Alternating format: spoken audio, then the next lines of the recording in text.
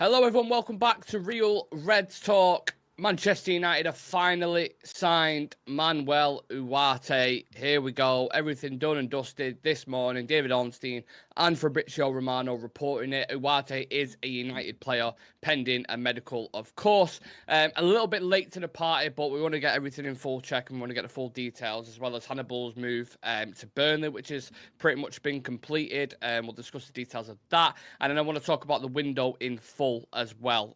Just a kind of brief overview, as it is near the end of August, near the end of the window, and maybe the end of United's business. Or could there be one more deal? I'm not sure.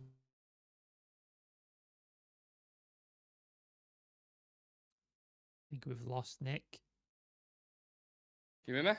Oh, you're back. There you go. You froze for like 2 minutes, but I think you're back now. You froze on my screen. We're good now. Are you? Yeah. What do you reckon to this deal? Finally done. Happy. Good price, despite what people in our comments are trying to say. We've overpaid and we've bowed to PSG's demands. It's like it's not. It was 70 million originally, then it went down to 60, and we've ended up paying 50 million euros, which is 42 million pound, which is what we stood at the whole time. We've stuck to our guns and we've got the price that we asked for. So anybody saying we've overpaid for a flop or it doesn't get in the PSG team, you can just fuck off somewhere. Yeah, happy with it. Still think we need another midfielder and a left back, but the window so far, based on the ones that we got in, are pretty good. Like I like everybody that we brought in. Still think we're lacking, but you can't do everything in one window, can you? So No. So just to give you the official lines coming from both journalists. Manuel Ugarte, travelling to England today for medical ahead of joining Man United from PSG. United deal for the 23-year-old Uruguayan international midfielder is 50 million euros plus 10 million euros in add-ons, which include performance and success add-ons. PSG initially wanted 60 million euros fixed.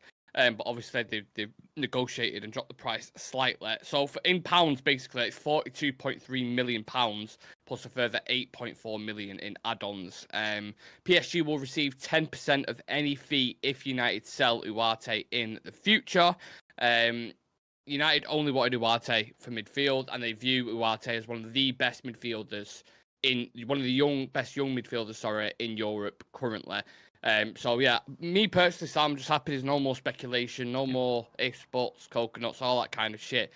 But that line, that last one there that says, United view him as one of the best young midfielders in the world. Does that excite you a little bit more? yeah, because we were obviously interested in him before he went to PSG. We were linked to him when he was at Sporting Lisbon, and we were quite interested there. And I'm sure I saw Chelsea people saying he's signing for us, it's happening, and they made the graphics and everything. And then he ended up going to PSG. So clearly other clubs were interested in him before he went to PSG. And I think a lot of clubs looked to PSG and were like, well, we don't want to pay what their price is. So they didn't go in for him.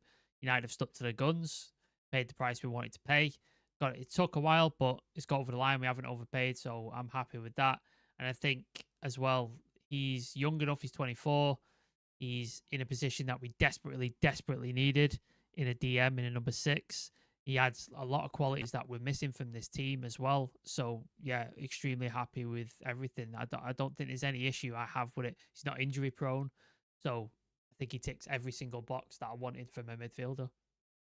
I'm already seeing what I like to call Jim White questions on TalkSport, where they push the needle or whatever you want to call it, saying like, oh, well, if he's so good, why have PSG got rid of him? Now, for anyone who doesn't know, the way Luis Enrique sets up at PSG is very possession-based. He likes, to control games, etc. And that is why he has a deep line playmaker in someone like a Vitinha who can, conduct the game, but is still, quite good in defensive duels. So they started trusting Ugarte less in the Champions League games, just simply because of the style. Whereas with United, he fits the style. Like his metrics in comparison to most midfielders in Europe, in terms of tackles, interceptions, ground duels, everything, any metric you want to check in that respect, he's like right near the top. And everyone has been saying, especially all last season, we need someone like an N'Golo Kante, we need someone like a Gattuso, we need someone like a Mascherano, a destroyer. He is a destroyer. And also as well on the flip side of that, Casemiro's probably better going forward, like breaking the lines, creativity-wise. But in terms of not giving the ball away, Ugarte is much better, and the percentages will tell you that. So you can see why United have bought him, can't you, Sam? Yeah, like he ticks every box. Like he breaks up play, he's a good tackler, he's aggressive, he fights for every ball. Like if you watch a couple of like games of his, like he doesn't give up on stuff. Like he'll chase and chase and chase.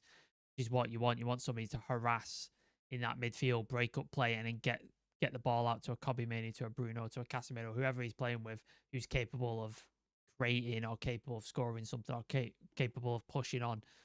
And he's happy to just sit there and screen and just put out any fires or anything like that, which is exactly what we're after. You see it with Casemiro.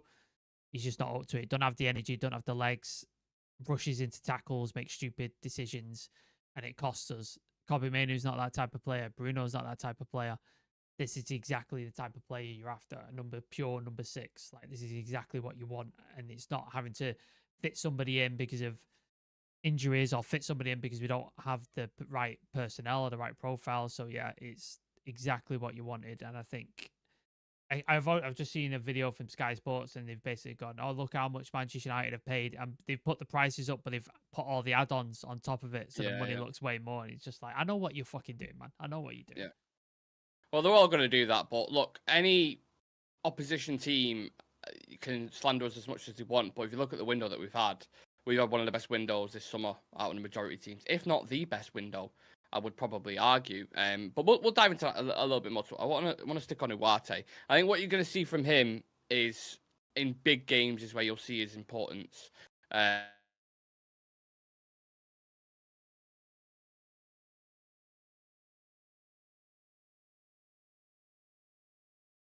Why do I keep cutting out? I don't know. Did you hear now? anything I said then? I said, I think big games, and then that was it.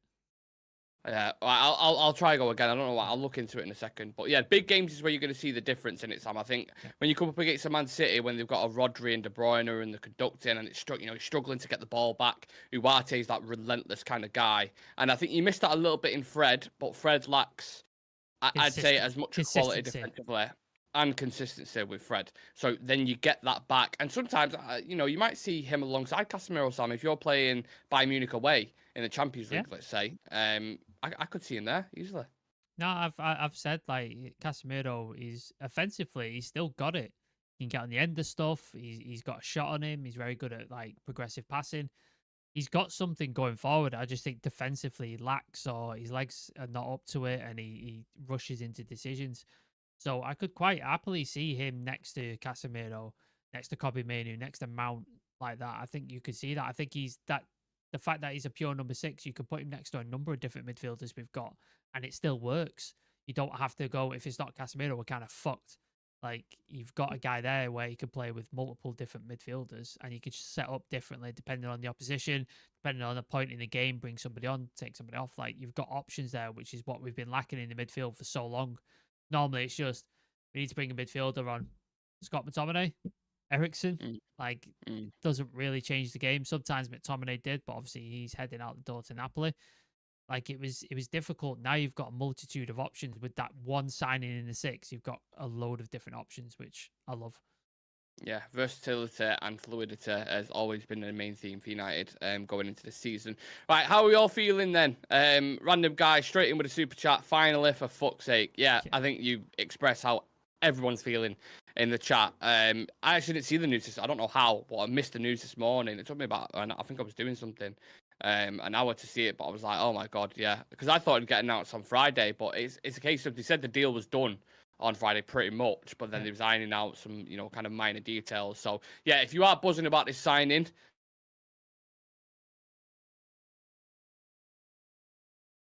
saying, Ugarte, same report news, blah, blah, blah. He's put, Ugarte, welcome, but Erik ten Hag will bench him like delete.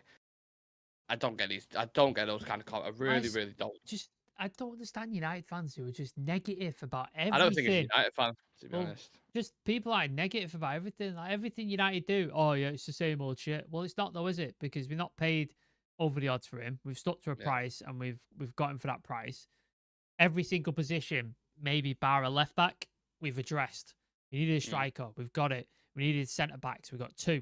We needed a midfielder, we got one. Like, I don't understand what more they could have done in this window. Like left back, obviously, was one of my things, but you can't address everything. Yeah. I don't understand the people who are just negative consistently about it. Like, I really don't get it. It just baffles me. Let's try turn a leaf for United signings. I get why some people have PTSD from, previous seasons, but let's try focus on the positives now going into this. Amir Fakir says Manuel Ugarte is a good signing. Dan Fenton saying great deal, didn't overpay either. Great. Another question to the chat: do we think that's going to be the last deal that we do, or does anyone else think there's going to be, maybe a midfielder or a left back? Do get your comments in on that one. His injury record is incredible. Hasn't missed a game for PSG. Only 1 for Sporting and 1 for Famalicão and 3 for the Uruguayan club he played for. Exactly. Yeah. But don't forget as well, Yoro had a great injury record and he ended up doing his metatarsal, didn't he? So. We break players. We definitely break players. So we have a curse, don't we? Lucky Singh saying these fans keep moaning, need to stop this now, and I second that. Lucky Singh, thank you very much. Right, on to sticking with midfield, but on to outgoing Sam. Hannibal moved to Burnley, 9.5 million, expected to be completed. More than I thought. It's quite a decent deal, isn't it? Yeah. Is it 5.4 with 4.4 million add-ons? I think. Yeah. So yeah, I wasn't expecting getting close to 10 million, so I'm quite happy with that. Clearly not. He wasn't first team quality for me. Like, he didn't offer enough for me to. And people were saying, "Oh, why is we selling him? Why are we selling a top prospect?" How old is he? 22, 21? No idea. No idea. If he was going to break through, he would have done by this point. Like, you have to break through as a young lad at United. You have to be undeniable. You have to be Kobe Mainoo. You have to be Garnacho, and he's just not that. Good player. I'm sure he'll do fantastic in the Championship. Hope he does well at Burnley, but it's good to get him off the books. Good to get some money for him. Obviously, academy, so nice bit of profit as well. So yeah, I'm happy with it. And I wish him the best. Yeah, I think the Championship is his level. Going down, working with Scott Parker now, I think, who's the head coach at Burnley, who of course was a midfielder in himself. What you do get of Hannibal, I remember a point in last season when he got a couple of minutes in the first team and like consecutive games. It was actually against Burnley, I think it might have been. And a couple of others, and it was like his pressing stats, what he gives you off the ball, the intensity, that'll be in addition to a team in a Championship when you've got to like kind of battle and struggle and strive to fight for everything. So I think Hannibal, yeah, that's the right kind of moves. And moving these kind of players on now, where you're getting 5 to 10 million, people might look at it like, oh, it is what it is, but they all add up. The Palistris, the Hannibals, even the Fishes. You're getting up to like 20, 30 million there in academy sales, which is great for PSR. So, yeah, I've always stood by the fact I don't think he's going to make it at United, but it don't mean you can't have a successful career. So, wish him all the best on that one. And, who knows, we may come up against him in the near future. Yeah. Right, just on outgoings in general, because we are talking about Hannibal there. We've done pretty well, haven't we? With these extra clauses, Sam, there's a thing that I'm starting to notice with a lot of the deals. Sell-ons, percentages of like future thing, buyback clauses, that kind of stuff, which is fantastic. Obviously, the Donny one is like 500,000, but if you add up all the things, you could potentially go up to 10 million, which is fantastic. Mason Greenwood, obviously, was 27 million. 26.86.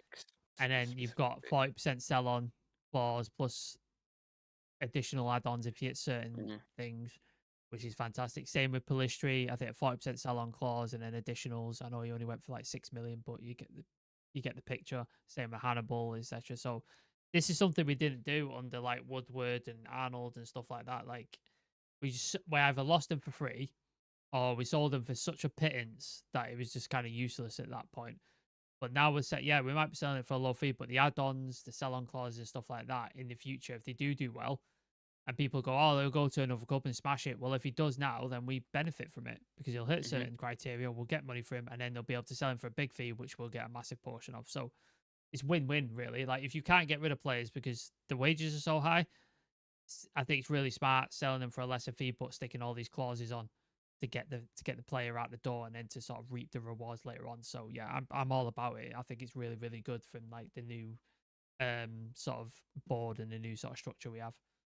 Yeah, and speaking of INEOS, this transfer window, they managed to sell McTominay for 25.5 million Greenwood for 26.86 million, Wan-Bissaka for 15 million, Hannibal for 9.5 million, Cambualo for 8.5 million, Alvaro for 5.1 million, Pellistri for 5.1 million, Will Fish for 2.9 million, and Van der Beek for 425,000. But obviously these have add-ons and stuff as well included. So the total is around 98.98 million in sales. That is our record sales in a transfer window, I believe, from what I've read. So fantastic there from INEOS. Obviously, a lot of people talking about the players that we've brought in, but yeah, that's superb business in my opinion, getting these done, because we've always struggled to sell players. Like what was it, Pereira one season, Dan James one season, like the odd one we'd be like very surprised, but this time we've got loads out the door.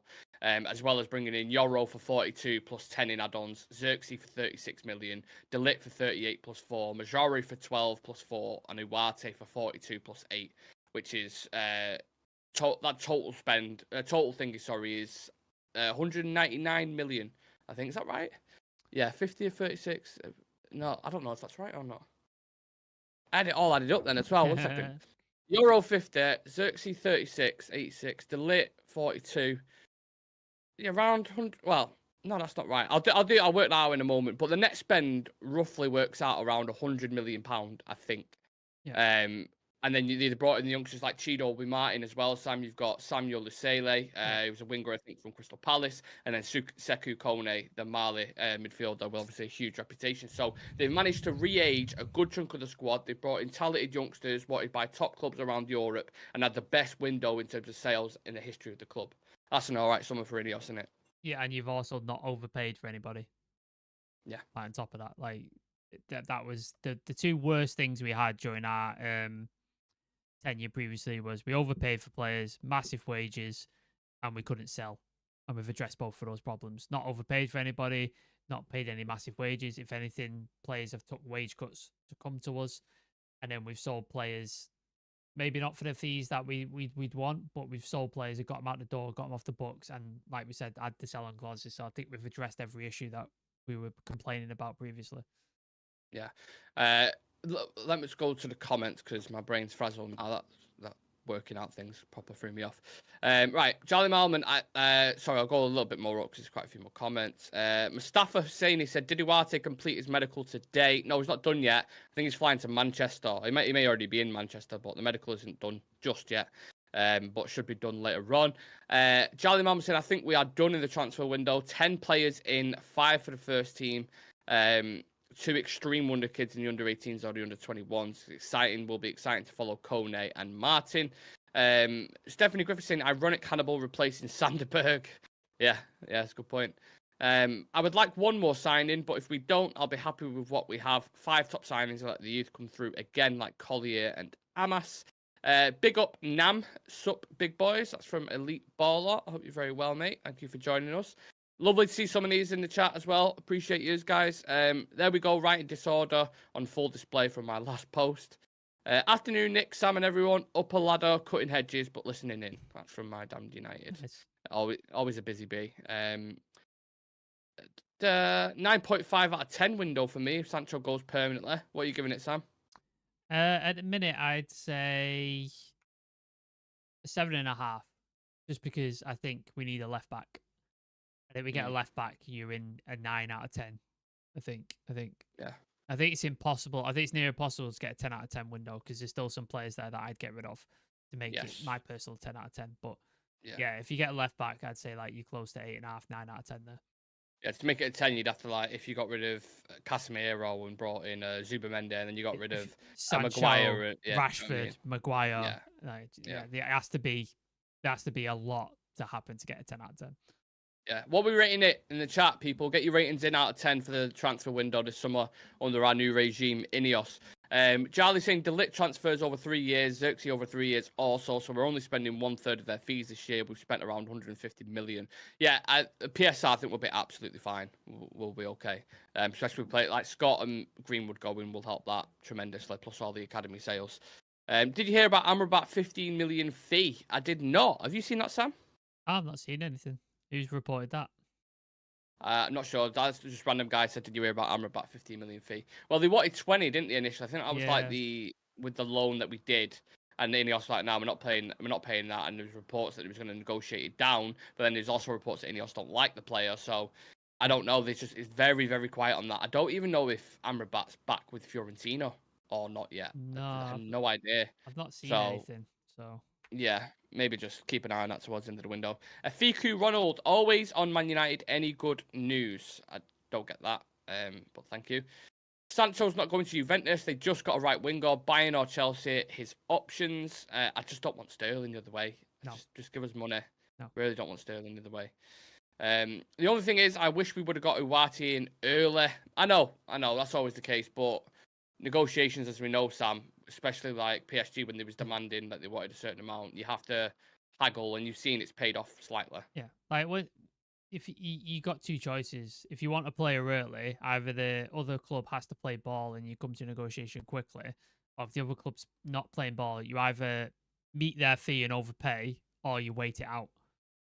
That's the two choices you have. And so I think in the old days we used to do both. We used to wait it out and then end up overpaying anyway, which was the bit we were all annoyed at. I think in the old days, if they'd overpaid but got him in early, I don't think many people would be as annoyed, because you'd be like, at least he's in the door like before the thing. We used to drag it out and then overpay. At least with this, yes, it's been dragged out quite a bit, but we didn't have to overpay. Got him for a good price, and he's on a permanent as well, which it was looking like a loan and stuff like that. So I think in the end of it, yeah, I'm happy with it. But obviously, you'd love to him to be in earlier.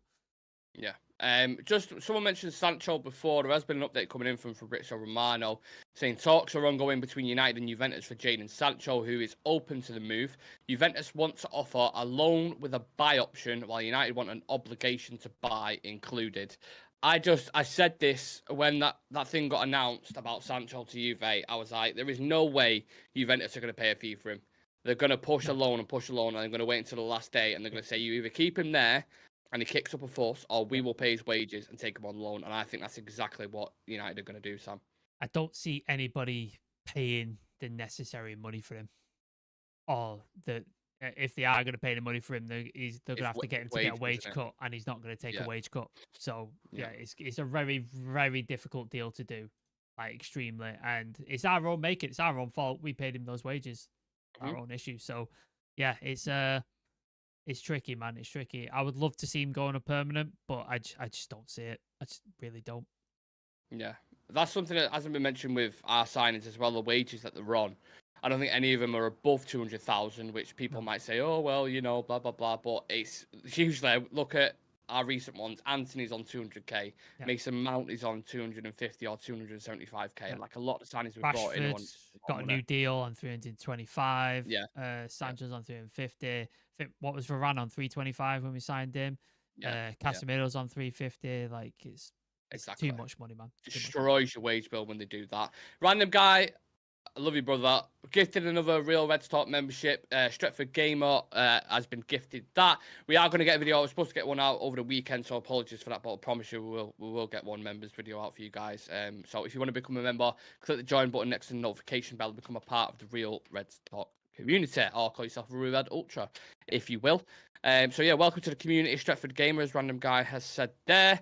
Honestly, I'd rather keep him for the inevitable injuries. That's from Jonathan Ball. That's a slightly different take that I haven't heard on Jadon Sancho, but football is all about opinions, I suppose.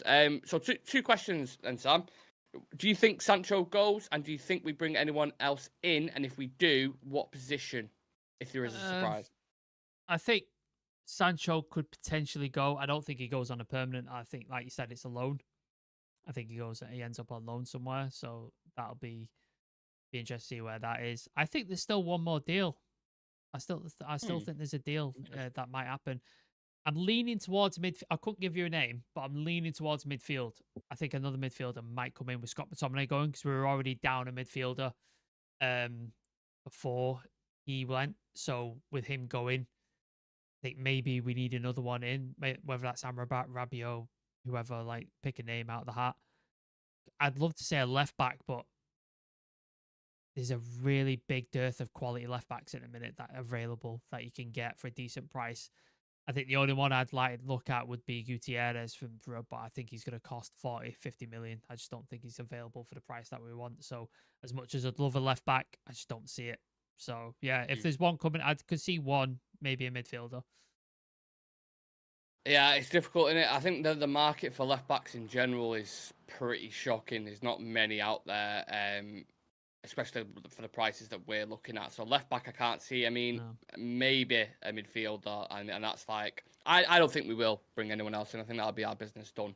And in relation to Sancho, I think there'll be a loan, and the way INEOS will put it out there is that we charged him a big loan fee to bring him in. And maybe just do that to get your money back. If you want 40 million, I mean, I don't know how long he's got left in his contract. Maybe it's a couple years left now.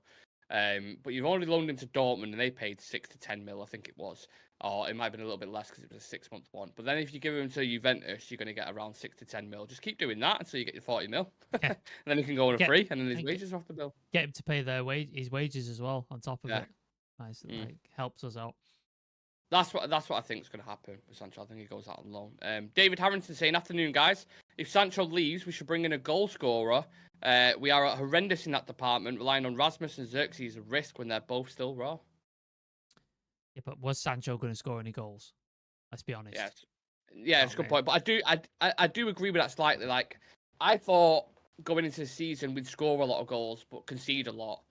Now I'm seeing the issue with this system, the way we've set up with this 4-2-4. I'm like, yeah, we might be lacking for goals. When Rasmus comes back, I think we'll be fine because I think Rasmus would have got a couple against Brighton. I think Xerxes needs time as well. He's not fit yet. He's not 100% yet, so I think he needs time. It's 2 games. He's played a total of like an hour. Like, he needs time, man. Like, give him time. Like, you saw with Rasmus, once he got up and running, he started banging goals in. And he was banging in goals in the Champions League from like day dot. So I think once Xerxes gets up and running, I think we'll be all right.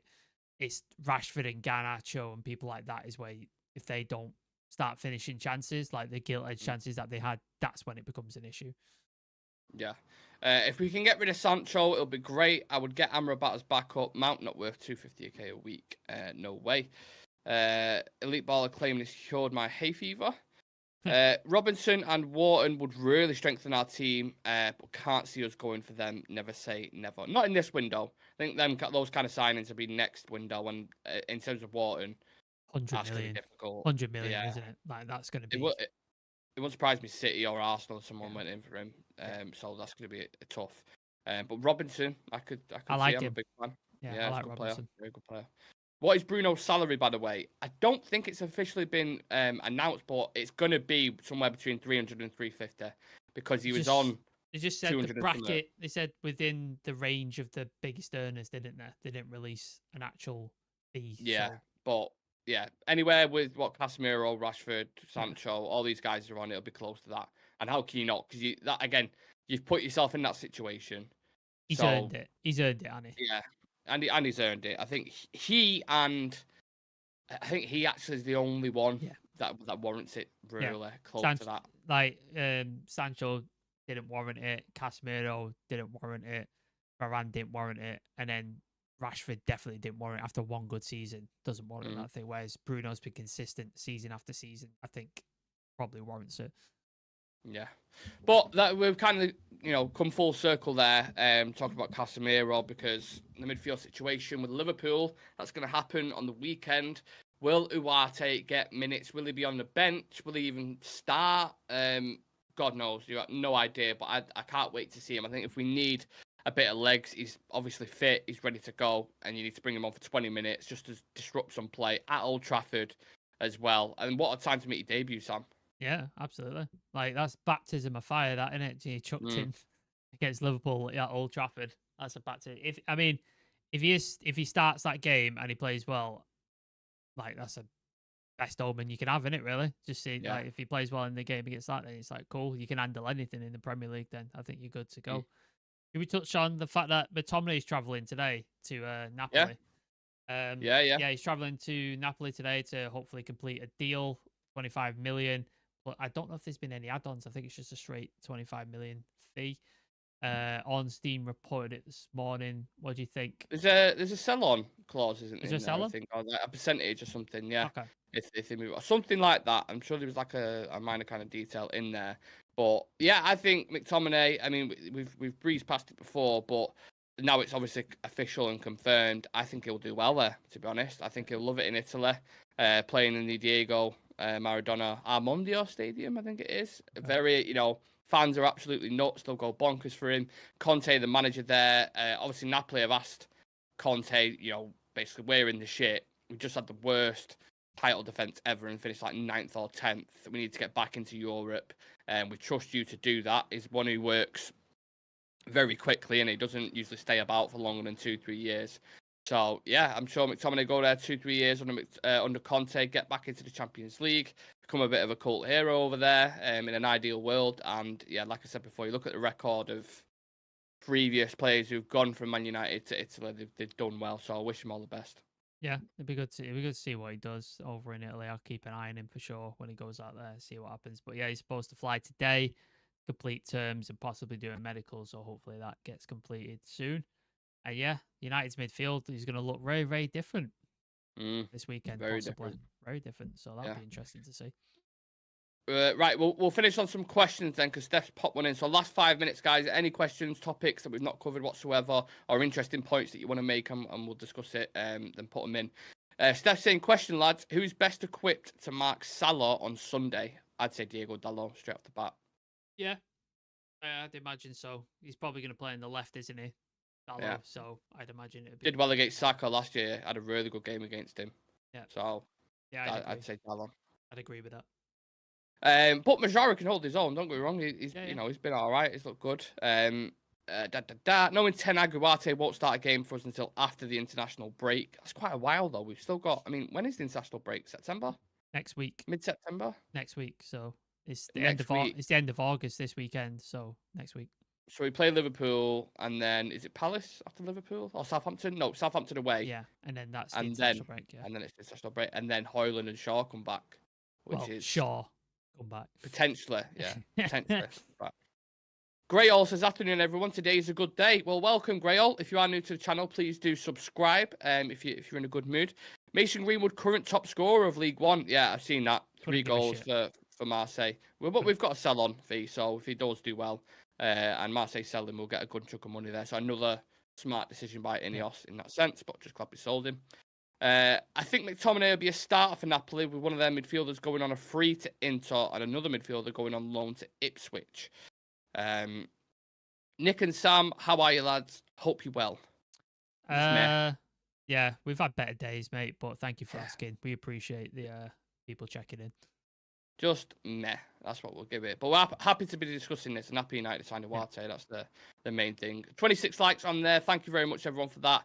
Big up the community. Big up all you guys who tune in constantly every single day for the lives. Like we've always said, and I'll read that last question out to finish on in a minute. We won't just go live for the sake of it when there's no news. So if there's a certain day, usually we do 2 shows a day, but if there's a certain day if we've not gone, it's because the news is so dry and we don't just want to be regurgitating shit.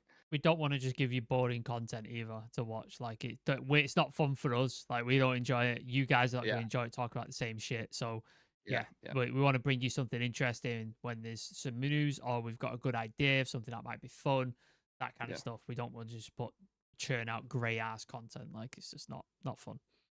Yeah. Question: how long do you give Ten Hag with all these new signings to see clear progress? Big boys, he's put.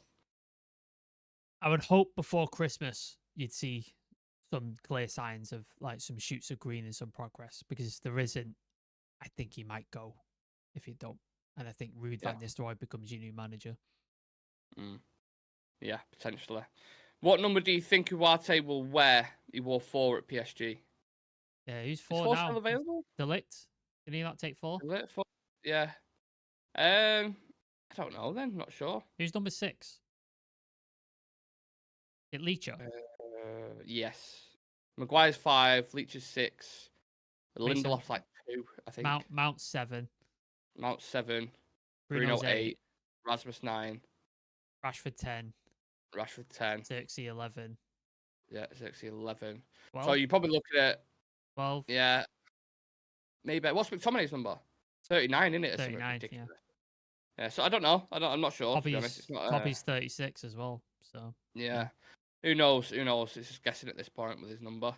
Carl Anka saying Casemiro will be more advanced role, no more Casemiro at 6. I literally, when we did that Casemiro versus Ugarte video, I said that, like, I could definitely because he is good. He is going good at forward. breaking the lines Going and playing forward, in yeah. behind and stuff. Yeah, I And can he's a see goal it. scorer as well, like getting his head on Yeah, stuff, correct. getting on the end of things. Like, yeah, I can see that. I can definitely see that. Yeah, for sure. Right, okay, we will leave it at that. We'll be back at 7 o'clock tonight. Bearing obviously there's some news to discuss and something to chat about with you guys. Please do smash like the video for us whether you watch this live or later on. Check us out on socials, Instagram, Twitter, TikTok, all going off at the minute. Real Red Talk. And yeah, we'll see you guys later on, hopefully. Take it easy. See you in a Peace. bit.